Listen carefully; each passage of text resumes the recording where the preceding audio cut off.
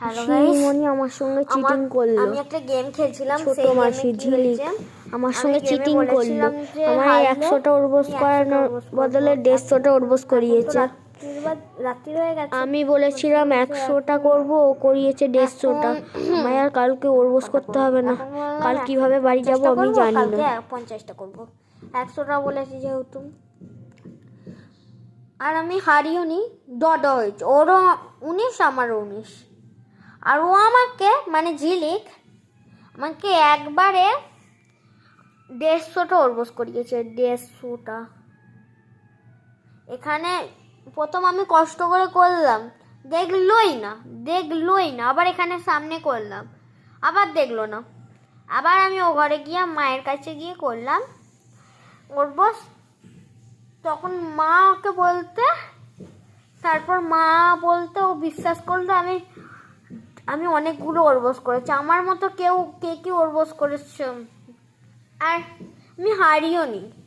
হারলে ডডা হলে বলা হয়েছিল 10টা উর্বশ করতে হবে।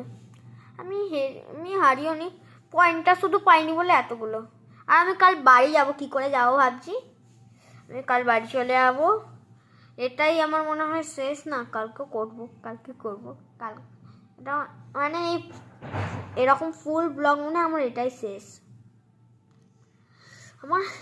আমি ভাবছি আমাকে 150খানে উর্বশ করা হলো, যেখানে 100টা করার কথা ছিল। আমার মাথা গরম হয়ে যাচ্ছে, আমার পায়ে লাগছে। আর আমি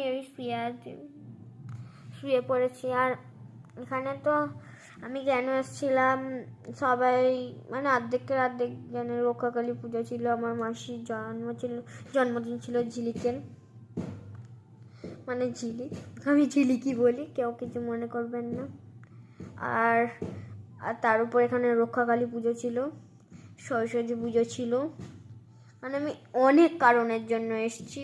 কেউ কিচ্ছু আমাকে মানে আমি অনেকটা পড়ায় পিছিয়ে গেছি। বাড়িতে হয়তো আমি আপনাদের মানে আমার তো আর একটা চ্যানেল আছে, ওই চ্যানেলটায় অর্ধেকের দেখেন। এখানে আমি ওই চ্যানেলটায় খুব এখন ওখানে বাড়িতে গিয়ে আমি খুব চাপে পড়ে যাব। আমি অনেক পিছিয়ে গেছি বলে চাপটা হচ্ছে, আমি অনেক দিন এখানে আজ বই খাতা আনিনি, এটাই হচ্ছে আমার প্রবলেম।